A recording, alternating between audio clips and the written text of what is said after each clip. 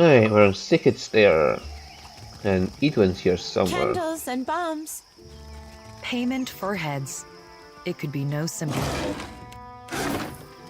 Oh, hello. An armoured Hawana turns and looks you up and down. She holds a motionless pose across a long and contemplative silence. Finally, she draws out a single pyre and balances the coin on her knuckles. Tell me, are you someone who walks the path that coin lays out before you? I enjoy getting paid, if that's what you mean.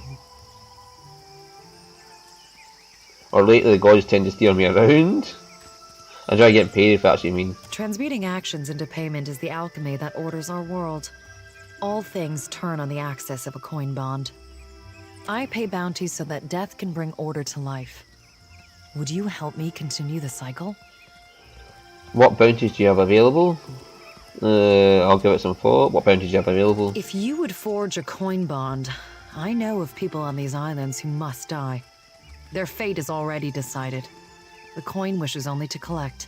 Dugra the Ascetic is wanted for crimes against his monastic order. His people have made a coin bond for his death. The Orlan wanders the wilderness on the island of Crookspur, northwest of Nekataka. Okay. Very well. Supplies. Get your supplies here.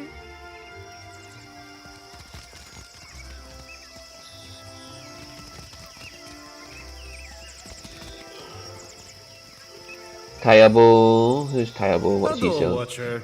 Fancy a look at the stock? Straight from the laboratory. Have a look. Look at his fucking face.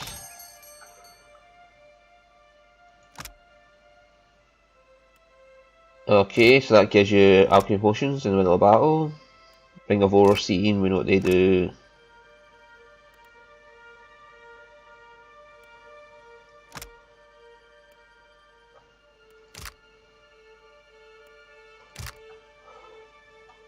The Animancy Cat, Metaphysics and Arcana, and gives Might for summons and Penetration for summons.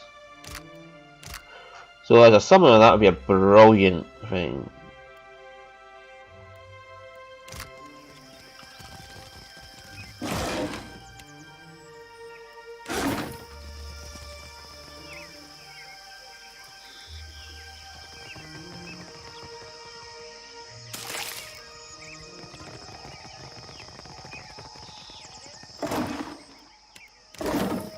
Oh, that'd be stealing. What is my Streetwise at anyway? Shady, so I'm assuming this Streetwise is putting that up. Maybe, it depends.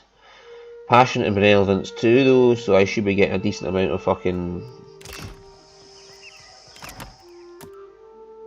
Paladin ability out of that.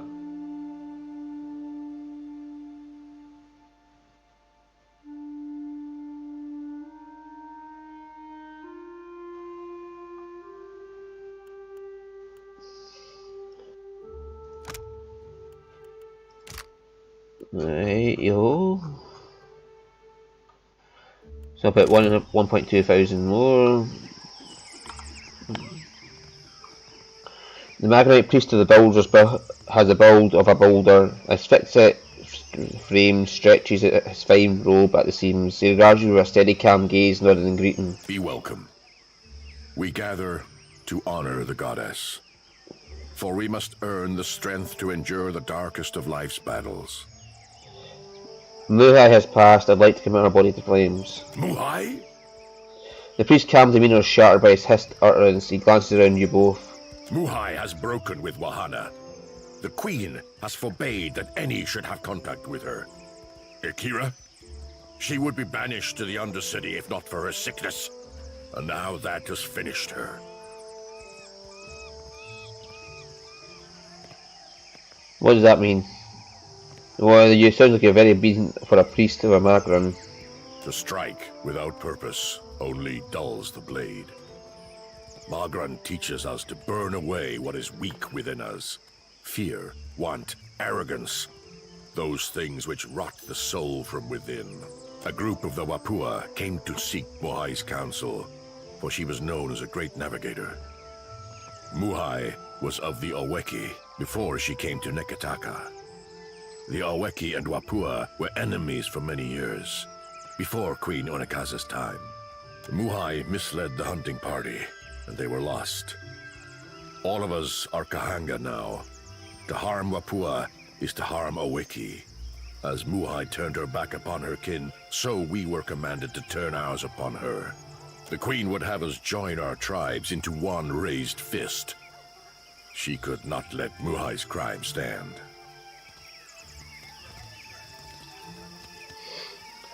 Diplomacy, she gave them bad directions, that's not the same as murdering them. There are those who kill by sword and those who kill by cunning. To the dead, it makes no difference. Priest and Magrin. Insight. Oh.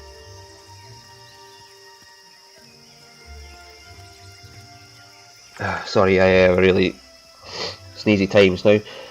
So it was a political decision. I say, it was done for the good of our people. The traitors, they make war upon themselves. Each dousing another's flame, they are reduced to embers. She died alone, isn't that enough? Or be aggressive, unity makes you soft. Now you depend upon the Queen instead of fighting on your own battles. The Kahanga have conquered much of the Deadfire. Now, Onekaza shapes the course of our future. I say, it is her example we must follow. It is good of you to care so for one of our people. Come, give me the body. I will bury her beyond the great city walls. It is the best that I can do.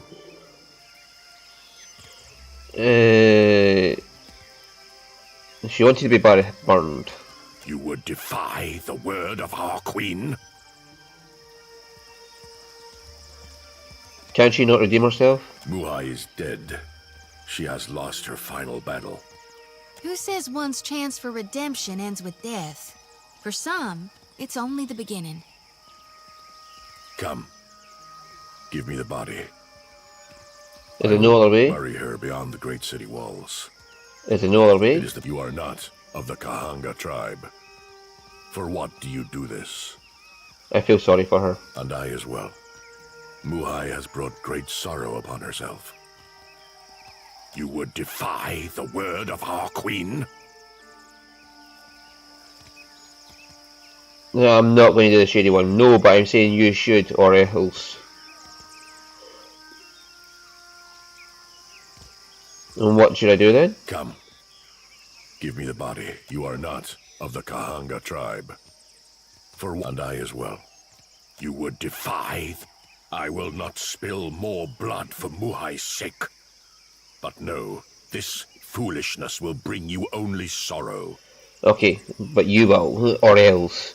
Then I lost I lost reputation with Ohana, minor. Okay, I'll take a minor rep loss.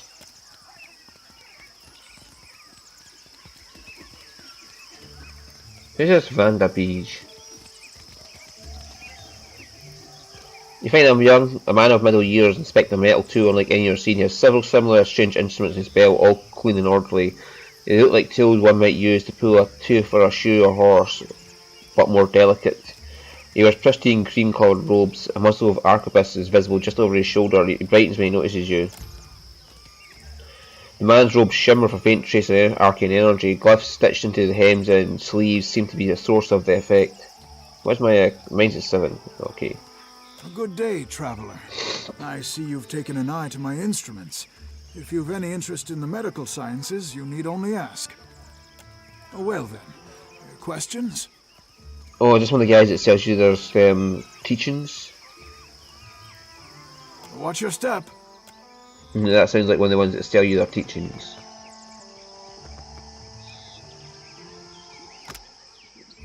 First one to all fire keyboarded power levels. Reflex to the whole party. Why not?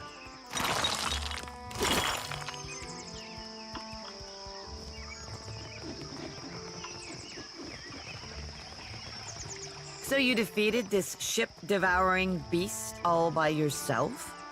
I'm telling you, you just have to aim for the eyes.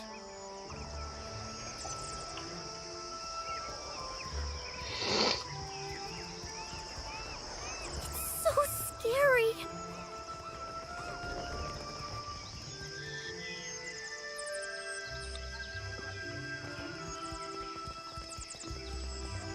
Right, let's see what's up here. That must be Edwin up there then. I know you get on the secret stairs, don't remember where, because I wasn't really watching that much. I was only listening in, like I said, so...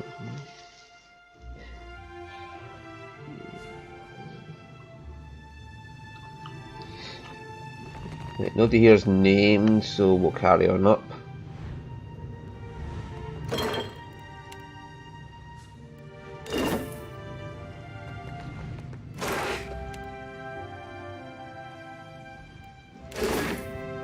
Right, we'll take whatever's not nailed down.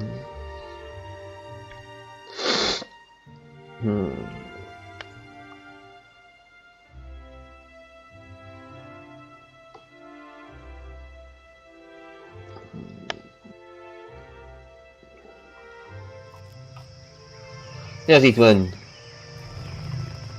Merla, burned.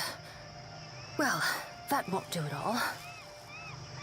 A steady white-haired elf frowns down at the table covered in coiled copper wires and glimmering shards of Adra. Her gloved hand smooths her well-tailored Valian coat as she mumbles under her breath.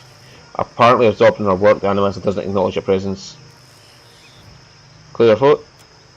The woman spins on you, blinking rapidly behind a pair of brass-rimmed spectacles. Her bright carmine eyes and paper-white skin marks her as one of the Glamfelon. Hello, my apologies. I didn't see you there. Are you alright? I am fine. Is there some reason I shouldn't be? One of her pale eyebrows arches. She tugs at her glove and looks away from you. Calm settles about her like a burial shroud. Which is not to say I do not appreciate your concern. I do. Insight, too, she settles her spectacles on her nose. As she does so, you notice her hands shaking. I, like the other scholars here, am engaged in the study of the soul sciences. Was there something you needed, or may I return to my studies? Her thin lips settle to a crooked smile. As she speaks, a drop of blood rolls out the elf's nose and drips onto her lips. She pulls a handkerchief from her coat pocket and wipes away the blood without a word. You burned yourself? I had a mishap with my machinery, but all is well now. The details are unimportant. I wish only to return to my studies. In any case, why are you here?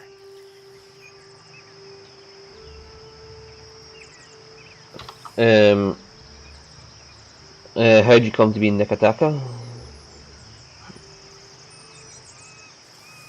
It is a mundane story. I sought out the ship with the longest oversea route departing from the Republics and booked passage.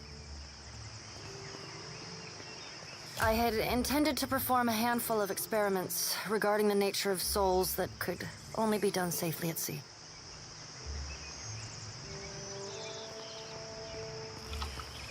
Rightio, sorry I was blowing my nose again. I know of no animancy that must be done strictly at sea. A fellow researcher?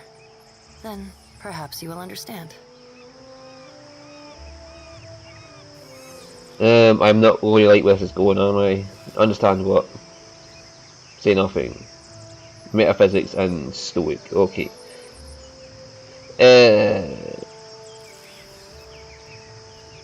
I've long been fascinated by the nature of entropy. Nothing is unaffected by the passage of time, excepting souls. Supposedly. Is it not possible that repeated reincarnation damages a soul? Could the process of reincarnation itself be responsible for some of the many ills that plague the souls of Kith? I deduced that it was possible to escape the cycle. Escape Bareth's grasp. To remove one's soul from the wheel. That's nonsense. I suppose I was wrong to expect more from you. Well, I have high fucking metaphysics. Why can't I go for one of the get another option? Because both of them are very frankly stupid responses. Tell what's going on. If you insist. With the aid of a device of copper and Adra, I have uncoupled my soul from my body, freeing myself of Bareth's wheel. I belong only to myself now. I commend your dedication to your craft. You do? Perhaps you would be amenable to me traveling with you on something of a permanent basis? What can you do for me? This blade is not merely for show. Her fingers grace the basket hilt of a rapier slung at her side. There are no end of swordsmen in the Deadfire, though, right? I, however, possess some little sway over the minds of others. Why do you want to travel with me?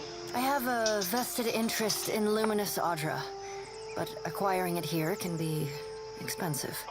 You have a ship of your own and are clearly well-traveled. I suspect I would encounter more luminous Audra with you than I would on the streets of Nekataka. Welcome aboard.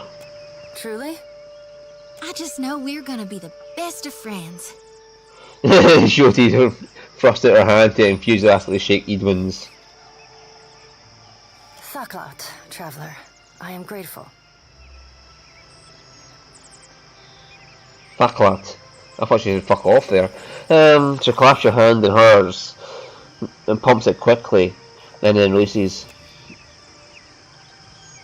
After a quick pat down the various pockets sewn into her coat, Edwin nods sharply and rests a hand on the hilt of the rapier. I have all that I need. You may depart at your leisure. Oh, she's multi-class by default. Okay, we'll accept that. Then we have a new recruit. Yay!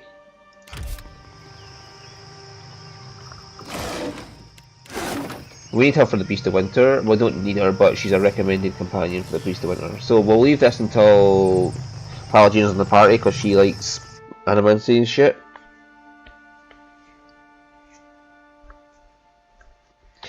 Aleph hates it. But whatever.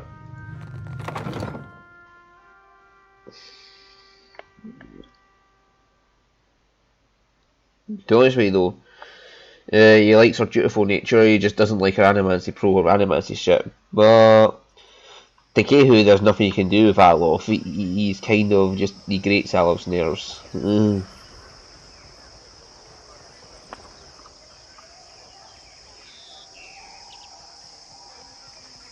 Yeah, we should get back to Derio at some point, but I'm going to investigate the Temple of Beraf. Why not? I'm the fucking Herald Beraf, and I'm walking into the Temple of the Goddess I'm the Herald of, and I'm going to be like, hi dudes! Anybody want to give me free shit for being the Herald of Beraf?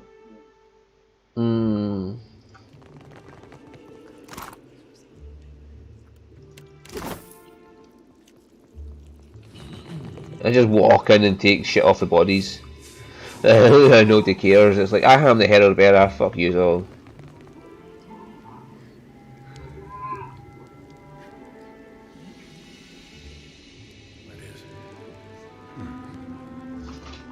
What did you find, Ishi?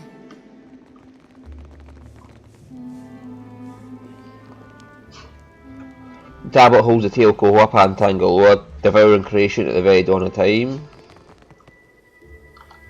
Alright, let's speak to High Priest. So yes, the alien now a priest regards your approach with curiosity, coughs into a sleeve stained with a splatter of silvery flecks. Come closer to the altar. Come inside. The temple welcomes all to worship, most especially you.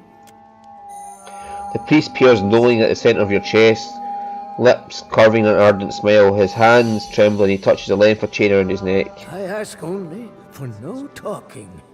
Not until we pay our respects to Bereth, to Rikuhu.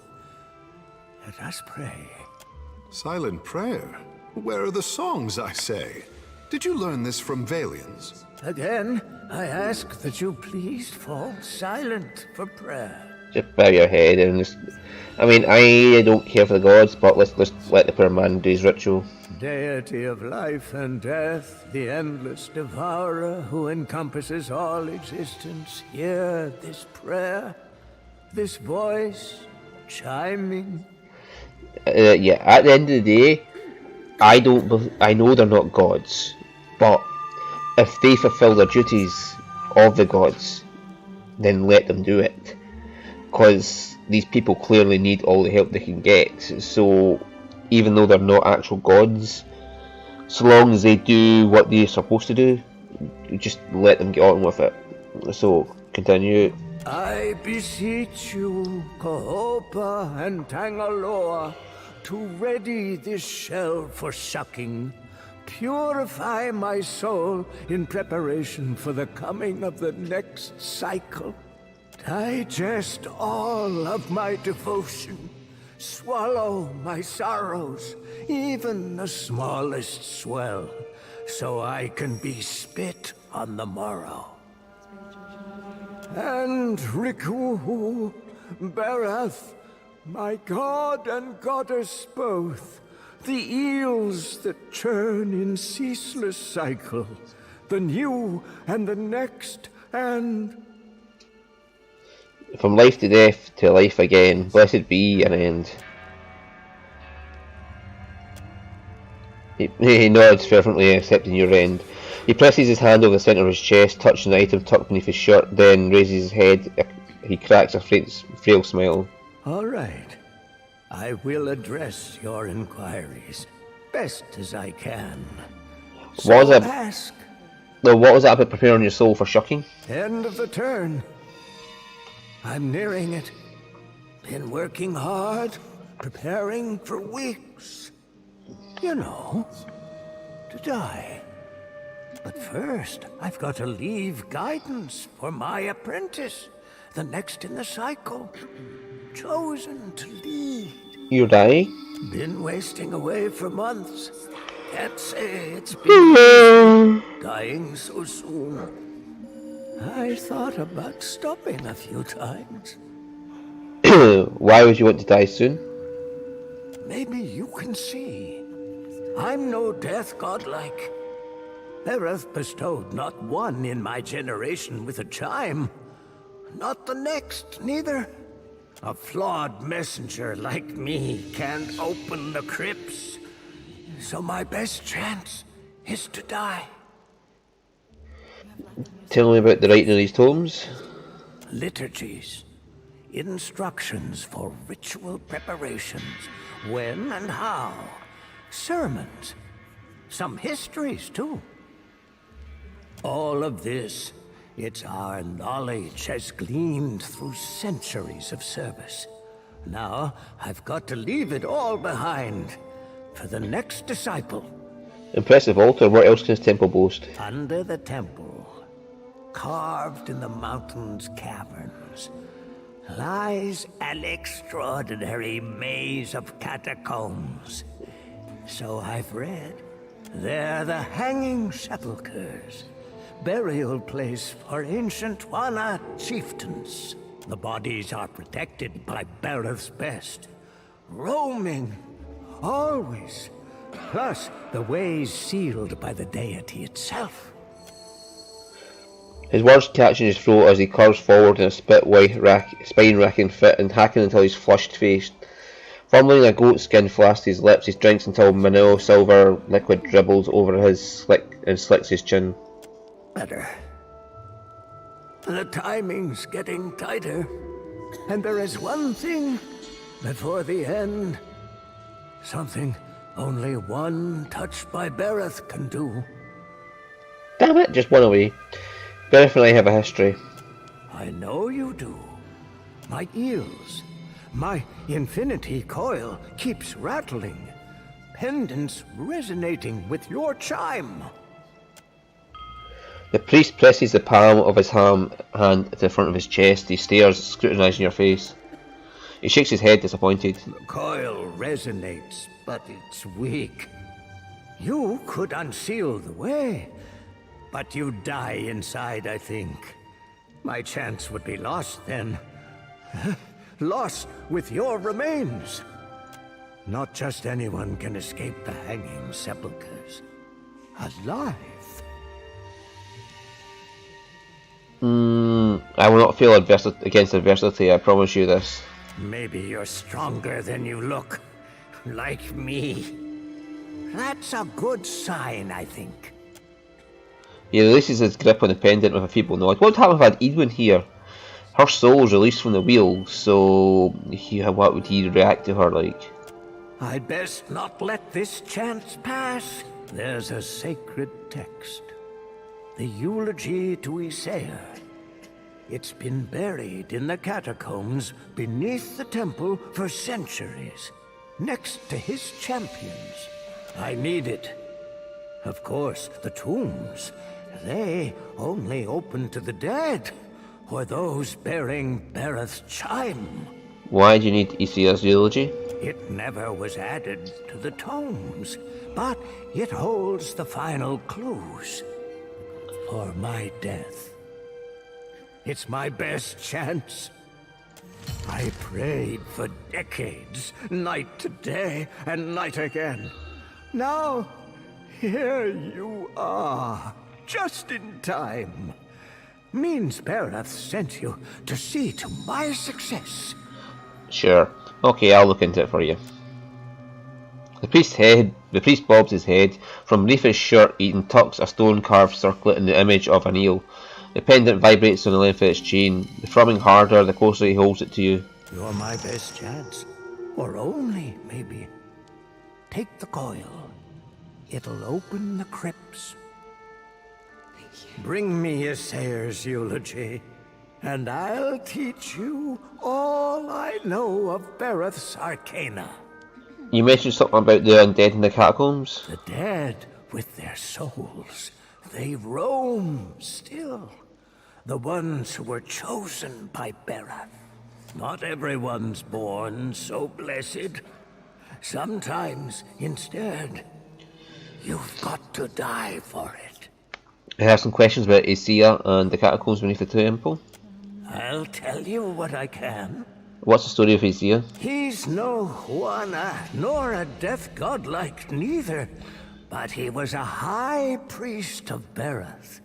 His hair was a Diran, a hunter, chasing the undead 200 years ago. Read somewhere, one tome, he sailed to the Deadfire for a weapon, abhorrent to Bereth. Said the blade held a power most fearful. The priest's face flushes with fervency. His voice rises in volume as he speaks until his breath catches and he doubles over into hacking fit. Isair fought hard for it, won the blade, but suffered grievous wounds. Bereth kept him alive till he could make it to the temple's catacombs. His champions were the ones who wrote his eulogy. Later, they were buried in the sepulchres too.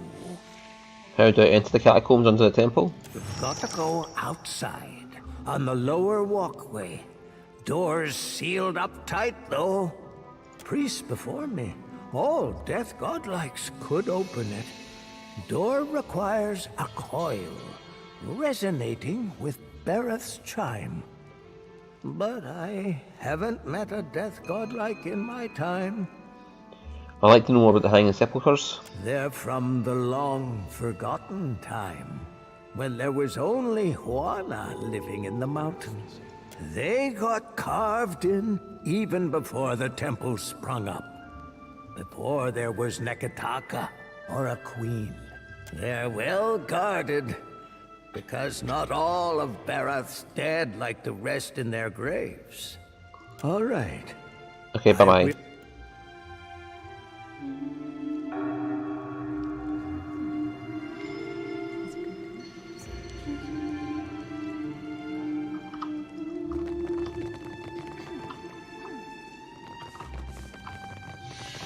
Right, so let's head down and get the corneta away.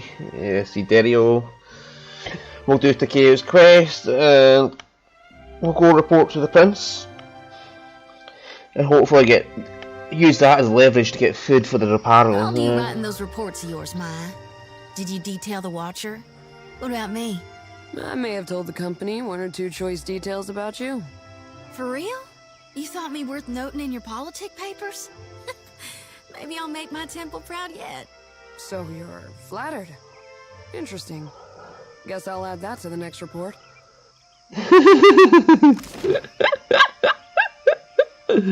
Oh. Right. Dario's lair.